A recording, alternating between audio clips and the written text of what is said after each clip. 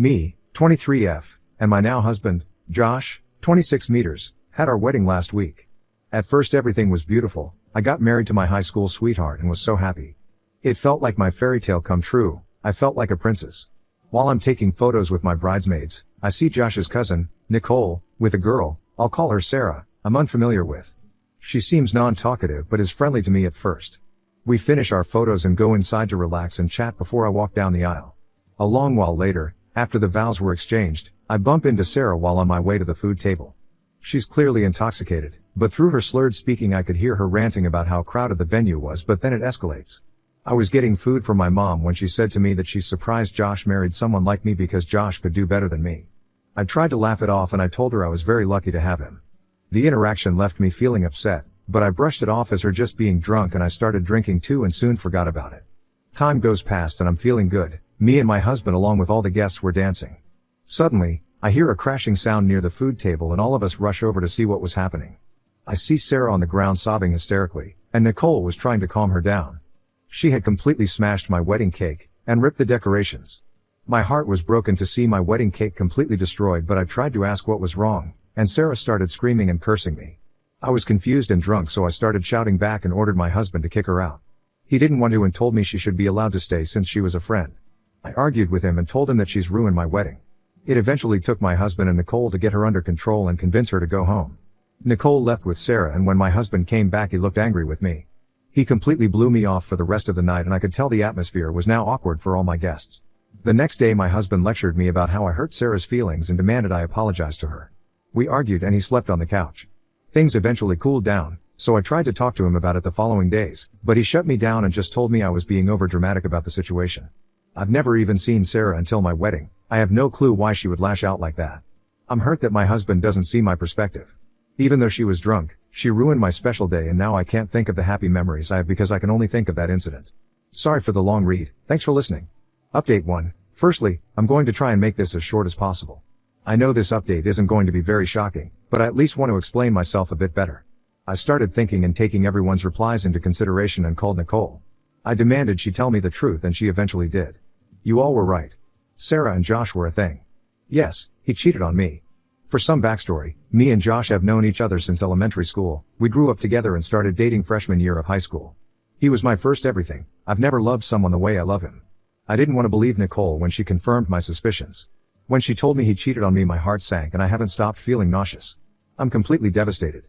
Now, how could I be so foolish? How couldn't I see what was laid out right in front of me? Is this even real? Well, Sarah went to a different high school than me and Joshua. Nicole introduced Sarah and Josh. Nicole knew he was taken, but she's never liked me because I'm mixed. He dated Sarah while he was dating me all through high school. When we graduated, he ended things with Sarah. He wasn't currently cheating on me, but Sarah was still angry that Josh ghosted her, so she took it out on me. Nicole brought her to the wedding, knowing Sarah wanted some type of revenge. I didn't want to believe that the love of my life, my whole world, the person I cherish the most could do this to me. He cheated on me for 4 whole years, and I was completely oblivious. I don't want to lose him, but I can't look at him the same. He's always been so sweet, so caring of me, so loving. He has no clue that I know, and I'm not sure how to bring it up to him. I wish this wasn't real. I wish I could wake up from this terrible nightmare. When I confront him, I'll update if anything important happens. And for anyone that's been kind to me, thank you so much. I wouldn't wish this upon anyone. Update 2. I want to start off by clarifying a few things. People keep asking how was he loving and caring if he did this to you? He brings me flowers every week. He brings me lunch to my work. He cooks for me. He takes me on a fancy date once a month. He takes care of my mother. He offers to pay for everything. He always tells me how much he loves me and he used to make me feel so safe. I would have never married him if I knew he would put me through all this. I know this story is hard to believe, but it's not just a story. This is my life. Also, turns out that cheating was actually going on for closer to 6 years. Yes, she was the only girl he cheated with. I am upset that Sarah destroyed my marriage, but I know it's ultimately Josh's fault. Anyways, Josh gets off of work at 10 p.m. so I stayed up late to talk to him. I made Nicole promise me not to tell him I know, and shockingly she stayed true to her promise. He came through the door and I called him to sit with me while I was at the kitchen table. I told him I knew everything. At first, I was shouting and ranting to him, but then it turned into me begging him to prove to me that it wasn't true. Of course, it was true, and after a while he confessed to everything. Hearing it from him made it all too real. He tried to argue that since it was in high school, it shouldn't affect me that much and that it was a stupid mistake. Yeah, A stupid mistake he let go on for over 5 years. I know we were young, but he knew better. He begged me to stay and told me how sorry he was for everything he's put me through. I told him how much I love him, but I can't stay with him. I asked him why he defended her over me, and he said he didn't want to upset her because he knew how psycho she can be. I know he still loves her, or at least cares about her, because why would he still defend her years later? I can't just cut him out of my life yet. The house we live in, and my car is all in his name. Not only have I lost my husband, but I've lost my whole life. After I made it clear to him I was leaving him, he got angry and we started arguing. He tried to say at least he wasn't still cheating, but I don't care, it still hurts the same. I called my mom and told her everything, so she's letting me stay with her for now. Since I live in Pennsylvania, I have 60 days to get my marriage annulled, which I plan to do. Josh keeps trying to call me, but I'm not answering it. He showed me what love is, but now he's ruined love for me. I can't see myself ever dating and trusting someone like this again. Not only was my wedding destroyed, but my whole life is now destroyed. I have no car, no house. He has full access to my bank account, and I'm sure he'll fight to keep the dogs. If anyone wants an update on when I go to get my stuff, I'll give one. None of his family apart from Nicole know he cheated or anything about what's going on. I loved his parents, and they loved me too. His dad took me in after I lost mine. As for Nicole and Sarah, they've tried to contact me, but I haven't replied. Please let me be clear when I say that when you're so blindly in love, you never consider the one person you love and trust the most in this world to be cheating on you. My lawyer said he has to give me everything I paid for, and I should get my bank information changed as soon as possible. My lawyer also said getting my marriage annulled would be the best option. If I can prove my car has been paid by me, then he has to give it to me. But right now, there's nothing I can do about my car or house since it's all legally in his name. My lawyer is fighting for me though. I'm praying that Josh will give me the dog. Lastly, thank you again to anyone who's been kind to me throughout this. I hate reading comments because most are negative and it keeps me thinking about this whole situation. I appreciate any of you who've supported me and gave me advice more than you know. It's really helped me through this disaster, and without you guys talking some sense into me, I think I would have just stayed with him. Now I know that he isn't the man I thought I married, and I don't want him to be the father of my children anymore. I'm not sure if I'll update again. I might if something interesting happens. Goodbye for now. Update 3. Sorry for the inactivity. I haven't been feeling too well, but I'm a bit better now. I'm glad some of you wanted an update because I have one to tell. At first Josh tried to keep my things, in an effort to persuade me to get back with him. He stopped that after a day or two though. The great news is I got my car and my ex-husband gave me my dog without me having to take him to court. I could have gotten it anyway, but him just giving it over made things a lot easier on me. My bank information has changed, and he didn't try to take any of my money. I've still lost my home, but there's nothing I can do about that at the moment. My lawyer has worked so hard for me and I'm so grateful to him.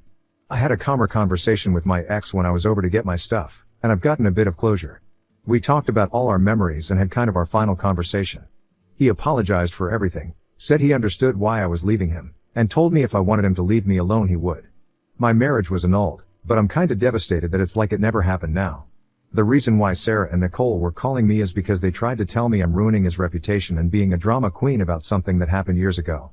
I've blocked both of them now.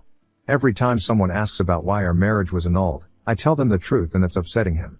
He doesn't like that his family and coworkers know about how much of a prick he is. I wasn't going to tell his family because I don't think that's my place, but they know now anyway. His parents caught wind of what happened and called me to apologize and check up on me. They were like my second parents. I'm forever grateful to them for taking me in as their own. I'm truly going to miss having them as my in-laws. I'm living with my mom as of now, but I'm looking for cheap apartments nearby. I've never lived by myself, so I'm pretty scared of it. To my knowledge, my ex and Sarah didn't get back in contact, and from the looks of things don't plan to in the future. To those asking why my things were in his name, I obviously didn't think it'd end like this. I trusted him with my life, and he made a lot more money than I did. It was better to let him handle the finances. Thankfully he hasn't screwed me over by following through with his threats to keep my car and stuff. I know I'm only 23, I know I have a lot of life left in me, but it's not feeling like that right now. I'm still in shock about everything and definitely in denial. I know I'll be okay eventually, but this has screwed my whole perspective of love up. My life has taken a full turn from what should have been the happiest moment of my life. I'm bitter. I think about what if I would have done something different, maybe then he wouldn't have done all this, and I keep making excuses for him. In some type of way, I'm glad I know who he truly is now. It sickens me to know that I almost had kids with him, and he would have let me go through my whole life keeping his cheating past a secret from me. I don't know how men like this can sleep peacefully at night after completely ruining people's lives. It's shocking how many of you have went through something similar. I'm so sorry to those who've been through a heartache like this. It's made me laugh about how you guys are trying to create revenge plans for me. I really appreciate it, but I'm going to let everything rest. mostly because it would hurt me more if I did take revenge.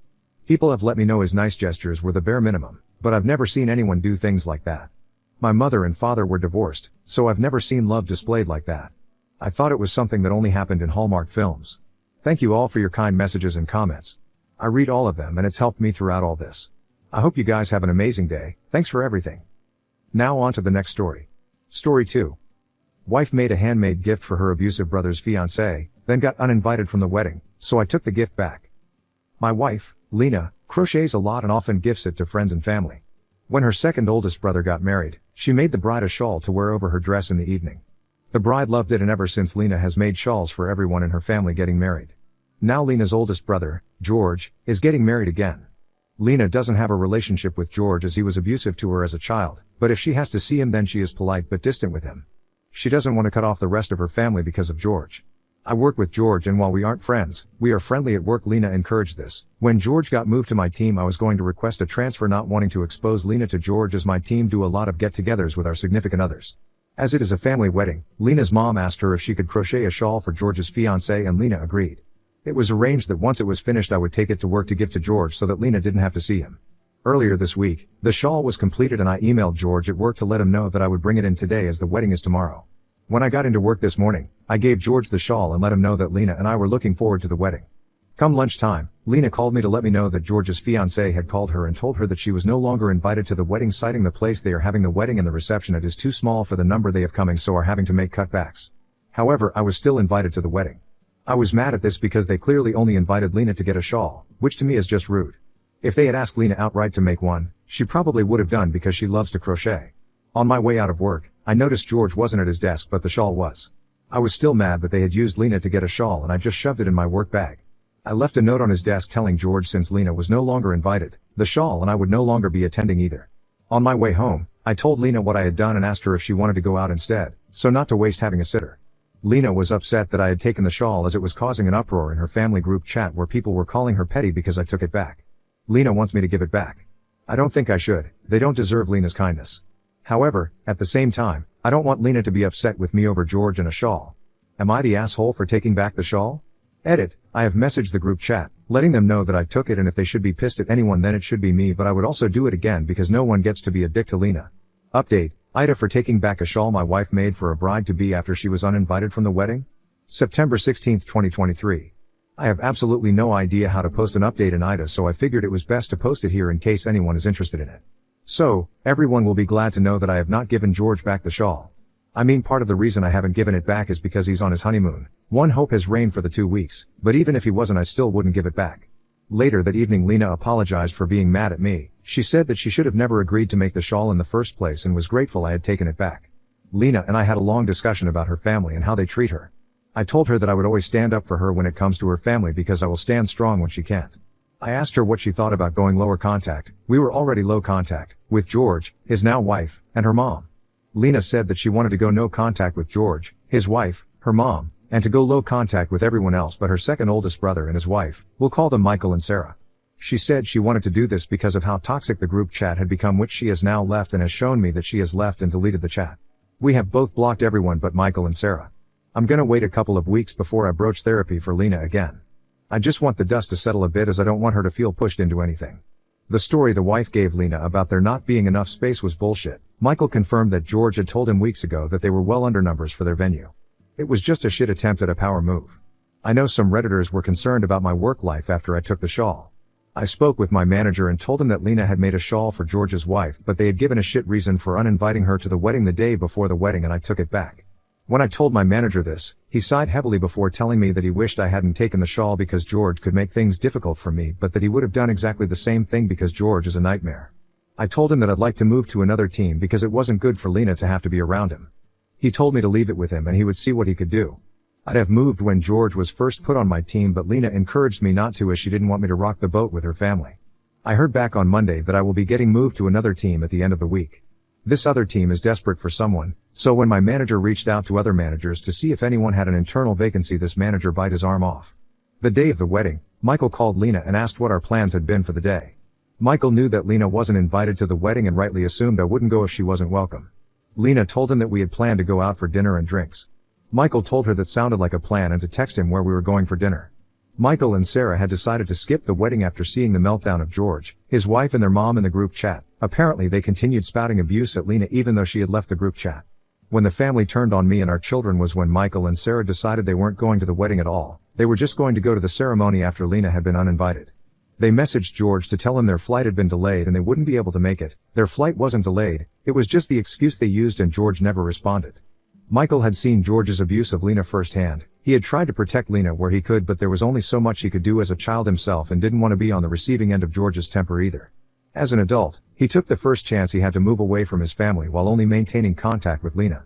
So we went out with Michael and Sarah, having a much better night than we would have done at the wedding.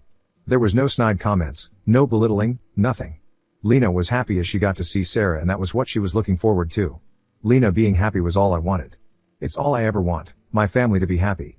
Both Michael and Sarah's phones did keep going off all night as Mill and George kept messaging them angry at their non-attendance, especially after Michael posted a picture of the four of us together having drinks on Facebook with a caption about how he was choosing Lena over George going forward because she doesn't use people to get what they want like George did over a crochet shawl. Michael admitted to me later that he did this to anger George because he'd have a meltdown at the reception and then his in-laws could see what an ass he actually is. Given the gleeful messages I got from Michael last week after he had heard back from a cousin who attended, George had a complete meltdown. Lena knows about this post, but she is not comfortable with me posting pictures of her work. She considered unraveling the shawl but she found it difficult to undo all her hard work, which I understand. It's the very reason I didn't unravel it myself and tell George it was an IKEA shawl. Well, that and I didn't want to face a mad Lena. After talking with Sarah about what to do with it, she has decided that she's going to keep it but she will dye it. Michael suggested that she wears it to the family Christmas. We aren't going to see Lena's family at Christmas so it won't be happening anyway. Michael and I are at the same level of pettiness as I had previously suggested, as some people comment on my original post, that I could wear it to work when George is back. I didn't show Lena many of the comments. She doesn't need to see people calling her a doormat or saying she needs to grow a spine. Those people clearly haven't had their spirit completely broken by the people who are meant to love them unconditionally or were completely cut out of family events. When George graduated from uni, Lena was left at home. She was 8 years old and left home alone all day. Christmas was spent mostly in her bedroom, because her grandmother didn't want Lena around as her presence would just upset George. Until she was 14, then she would sneak out and spend it with me and my family. Lena was just left out of everything. Her dad used to work away from home a lot, so he had no idea what was going on. He just assumed Lena liked her own space. Not that she would just stay in her room because she was used to being neglected by her family.